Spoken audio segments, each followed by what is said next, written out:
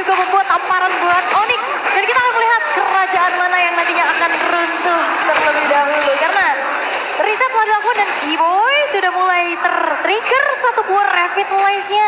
Onyx gak mau lagi nih mereka kalah poke, kalah dari segi bagaimana resource-nya keluar. Dan akhirnya udah mulai ditambahin lagi CC powernya nih. Yes, RPM yang kendor di Onyx di game yang tadi ini langsung mereka perbaiki. Setidaknya walaupun mereka punya satu kesempatan untuk bisa disengage, tapi setidaknya RPM-nya ditentukan dengan hal yang sama. Karena kondisi kali ini, head to head antara jungler tank dan juga jungler assassin ini akan cukup berbeda. Kairi akan cukup berat di early game dan bakal lihat Kairi bakal mengeluarkan retribution-nya. Di depan sana satu buah Shadow berhasil di-trip, tambahkan perpasukan dari tim Onyx gagal mendapatkan first blood, tapi satu poin yang sangat mahal, Flicker terpop up. Karena memang belum ada level 4 juga ya untuk Kairinya. Sementara untuk settlement emblemnya memang menggunakan Rapture dan Passive Walkback untuk Toy. Menggunakan sustain-nya, namun jangan lupakan Master Assassin. Ini akan dibuat dari Savero akan memberikan pressure lebih besar lagi. Agak sedikit berbeda, Sans. Ini dengan Quantum ya, biasanya kita ngelihat untuk bagaimana Valentina kan fleksibel banget ya. Tapi lihat di arah Soul Blade, Zedong kill! Terbagi! Hikok yang berhasil menyelamatkan para pasukan dari RRQ dari First Blood. Tapi dibalik itu semua, dengan kondisi tampil yang terbuka, informasi yang mahal adalah Kairi tidak bisa kontes harusnya. Iya, tapi dua resource flicker tadi udah lumayan ke-trigger juga ya. Kan menjadi informasi yang cukup baik. Tapi lagi-lagi, adanya tank jungler versus assassin ini agak sedikit berat untuk Onyx bisa menguasai objektif Turtle 1. Ya, tapi Daira menunjukkan batang hidung di depan sana mencoba melakukan delay untuk perpasukan dari tim RRQ. Retribution berhasil didapatkan oleh Susujin. Di luar Likong, berada di level 4. Apakah ada implosion? Dan bahkan di depan sana, tertarik begitu saja. Secret Hammer, pengating tapi Block di tangan para pasukan dari tim RRQ. Pasukan dari tim Onyx bahkan Tris masih bisa selamat Savero. Damage yang masih belum cukup karena di retail. Staking dari scaling hero-nya masih belum maksimal. Tapi turun ke bawah udah menjadi sebuah keputusan yang tepat untuk Savero. Karena kalau tidak Onyx tadi lulata. Kill! One last hit from Kairi. Berhasil menutup jalan para pasukan dari tim RRQ tapi Susujin mencoba untuk bertahan seorang diri di depan sana dan selamat. Guardian mencoba mendapatkan Susujin dan ter-take down. Pertukaran yang mahal. Susujin ditukar Keyboy. Totally worth it untuk Onyx yang sedang under. Dan ini adalah masalah dengan adanya tank jungler ketemu dengan adanya hero-hero yang bisa megangin. Emang selamat dari Lutfi, tapi tidak dengan adanya Keyboy yang langsung juga nge-backup dan akhirnya Onyx menukarkan Turtle yang mereka relakan untuk RRQ dengan point kill yang mereka terlihat cukup memaksa. Tapi seenggaknya ini worth untuk mereka. Tapi dengan RRQ yang memiliki keunggulan sangat besar untuk di objektif early bahkan sampai di perfect turtle, Onyx sadar tidak bisa untuk memperebutkan turtle. Yang dia perebutkan adalah point kill. Orangnya terlebih dahulu. Kalau untuk kita anak ranked bilangnya orangnya dulu. Orangnya dulu. Alright, tapi ya memang dari segi gold gap-nya juga nggak terpaut jauh ya. Tapi kita bisa melihat bagaimana combo ini berjalan dengan cukup baik oleh Onyx. Terlihat dari win rate mereka juga.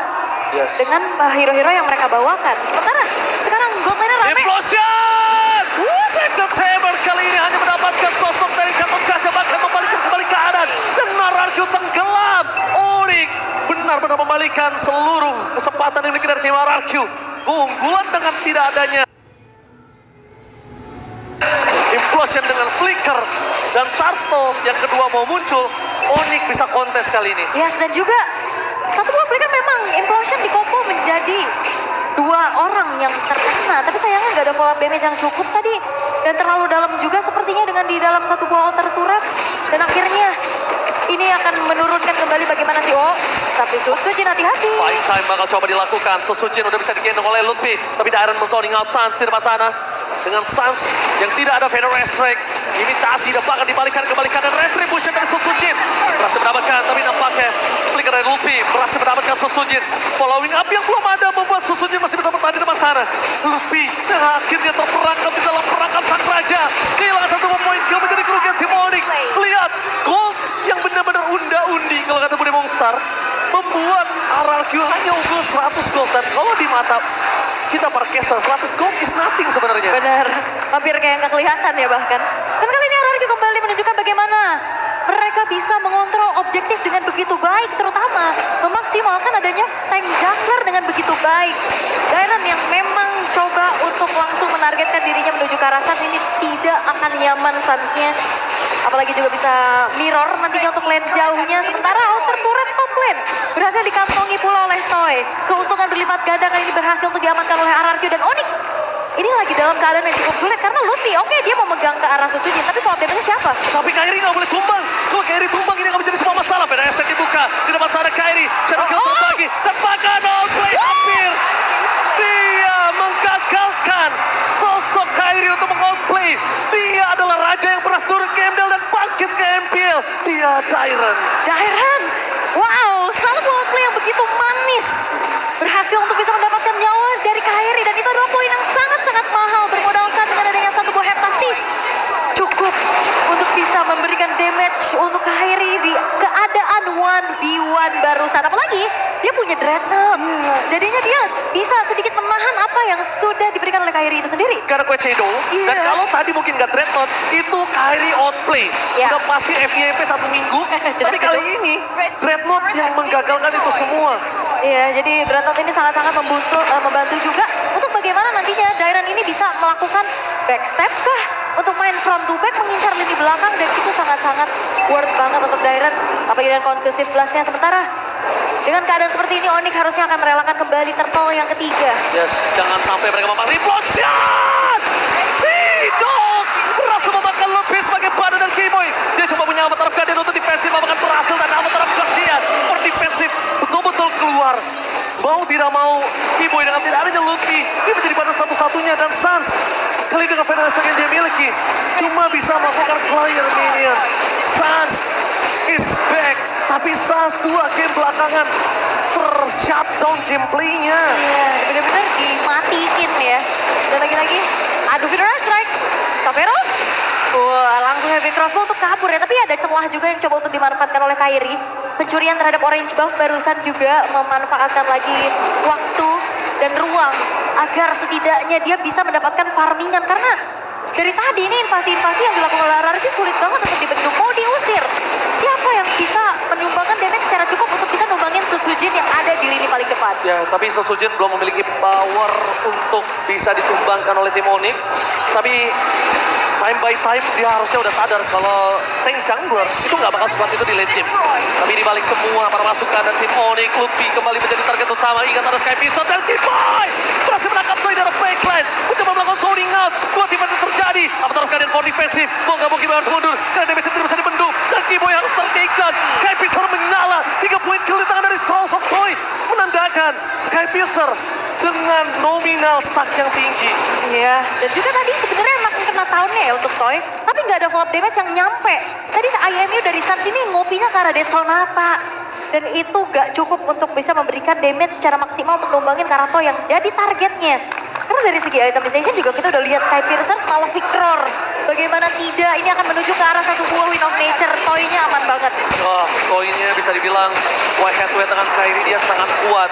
Tapi saat ini kesempatan dari tim Onyx gimana caranya mereka untuk punya waktu untuk nge-delay. Balik lagi, game pertama RRQ sempat melakukan delay terhadap Toy. Dan kali ini Onyx dengan under position yang mereka miliki, delay satu-satunya jawaban untuk Xavero bisa bersinar. Karena time by time, balik lagi, tank jungler itu bakal fall off. Ya turun ya powernya ya. Tentu, tapi ya turret-turret dari RRQ juga masih berdiri kokoh ya. Belum ada yang hancur sama sekali juga. Onyx, mereka akan mengandalkan nantinya power dari Sans untuk mengopi ke arah satu buah feeder ice track untuk bisa menjaga timing dari high ground-nya. Dan setidaknya kali ini Kairi, tapi conceal Idok. Idok berhasil melihat di mana Kairi berada.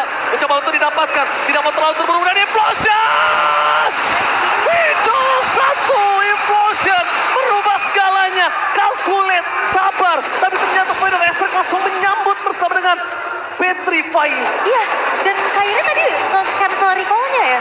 Aku pikir dia tetap coba untuk recall aja, tapi ternyata dia mencoba untuk peruntungan. Mendapatkan setidaknya oleh-oleh kah poin kill, tapi ternyata perbedaan atribut yang terlalu jauh dan hadirnya pemain-pemain dari RRQ dengan rotasi cepat. Akhirnya Kairi pun hilang. Nice try Kairi. Dia berat banget untuk bisa melakukan split push. Karena lihat dengan konsil gaming dan alur sungai yang menuju ke arah bottom lane itu merubah segalanya. Alright. Dan lihat, base turret, holy defense dari top lane sudah hilang. Di mid lane pun juga sama. Tapi target mereka ternyata di arah bottom lane. Karena dengan tidak adanya Luffy, tidak ada yang bisa digendong oleh para pasukan dari tim Onyx. Tidak ada damage tambahan. Xavero, clear minion, menuju ke arah bottom lane. Tapi lihat zoning out dan Keyboy terbakar di arah bottom lane. Kembali lagi Sky Piercer yang dibikin dari Toy. Berubah segalanya. 7.800 gold difference. Wah, ini terlalu jauh sih. Dan kali ini ada konsil kembali dipertunjukkan oleh RRQ. Oke, Lutfi flicker. Mencoba untuk mengkira siapapun di depan sana. Zoning out mulai terjadi. Tapi nampaknya dengan para pasukan dari tim Onyx yang tidak bisa melakukan falling up damage. Ini tidak ada Toy yang bisa ditumbangkan. Tidak mau terlalu terburu-buru dan Kyrie. Satu poin kill yang sangat mahal. Shutdown pun terjadi. Dengan sangat mahal. Mereka mencoba untuk membalikan kembali keadaan. Tapi nampaknya Tyrant mendeteksi di mana keberadaan dari Lutfi. Tyrant tidak mau terlalu terburu-buru. Satu pas Shadow udah mulai menyangkut. Tapi dengan ada Shadow kill yang terbagi dengan ada Kyrie masih menyangkut. Kuat Shadow terakhir membuat Tyrant ter-take down di dalam Outer Turret. Walaupun tadi udah sempat pindah target ke arah Little Wonder, ternyata itu dia Quad Shadow yang nyangkut menuju ke arah Dairen. Satu avatar Guardian, Sotsojin, Saklatul Maut dan hati-hati Sotsojin. Kali ini berhasil selamat. Kyrie terkena outplay dengan ada kombinasi Riz dan juga Sotsojin. Miscalculate Kyrie. Ini benar-benar harus calm down. Karena kalau bisa gue lihat, Riz yang mungkin tidak calm down di game 1, dia malah berbalik sekarang. 2 game terakhir dia benar-benar calm down banget. Wah, tapi lihat countdown yang di Gila. festival luar biasa. Antusiasme yang begitu ramainya. Halo festival, mana tepuk tangannya festival? Gila lautan manusia itu dia. Tepuk tangan festival satu, tepuk tangan aja menggetarkan Rawamangun. Serawamangun ya. Alright, tapi dengan momen-momen tadi ya, flicker yang coba untuk dikeluarkan oleh Lutfi mengunci ke arah Toy. Akhirnya ada upaya yang berhasil dilakukan oleh Onyx untuk bisa mempersempit ketertinggalan mereka. Betul banget. Itu tadi benar-benar flicker yang berani banget dan untungnya dapat Toy. Dan mahal banget. Iya, dan dapat kill. Itu benar-benar tugas Kyrie yang nyambut ya. Dan ya, RRQ mereka juga nggak... Implosion! Tapi Purify berhasil didapatkan karena Sans dan terutama mereka karena Lutfi. Kembali lagi dengan tidak adanya Lutfi, tidak ada yang bisa digendong. Itu yang menjadi sebuah poin mahal untuk RRQ. Sedangkan kalau ada Lutfi, semua tim RRQ bahkan Sotsojin sekalipun yang keras, Konsil? itu akan sebuah masalah. Rinse, flicker for defensive dengan Wiz 5 Wings. Dan satu bakal Shadow mundur ke arah belakang Kyrie mencoba untuk balik kembali. Tapi dengan tidak adanya Keyboy, mereka avatar Guardian for defensive berhasil menghindari perangkap dari RRQ. Oke, dan sepertinya B-Boy masih bisa mundur dan Sans dia aimnya terhadap Fredrin sehingga tidak ada follow up damage yang bisa disumbangkan lagi untuk mengusir pemain-pemain dari RRQ.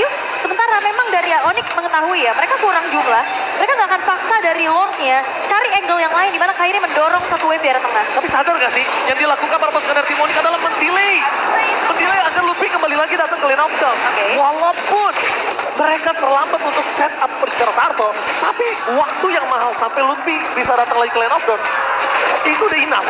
Enough ya, udah cukup ya. Alright, tapi untuk kali ini upaya untuk bisa mendobrak lini pertahanan dari Onyx oleh RRQ. Tinggal gimana caranya mereka memberikan eksekusinya lagi. Onyx juga lagi kelimpungan. Bagaimana mereka melakukan targeting? Siapa yang harus di-lock dulu? Toy-nya kah?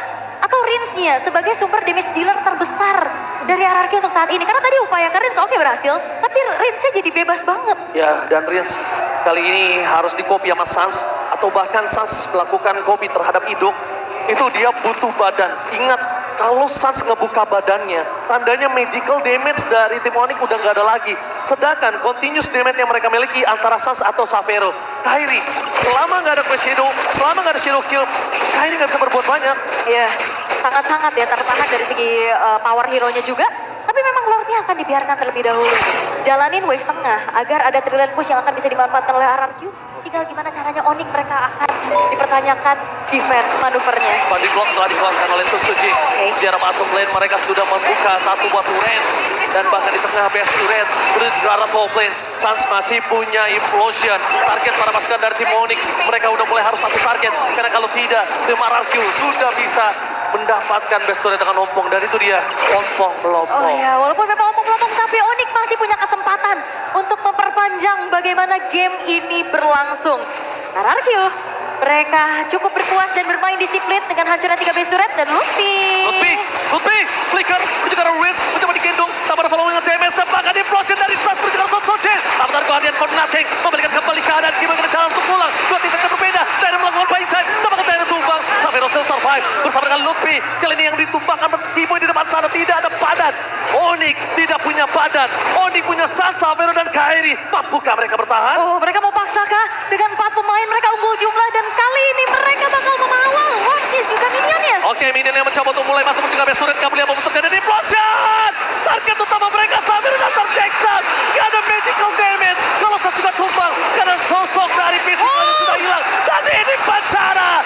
2 sama di depan mata untuk para pasukan dari tim RRQ. Almost takedown dan tim RRQ bangkit dari kekalahan 2-0.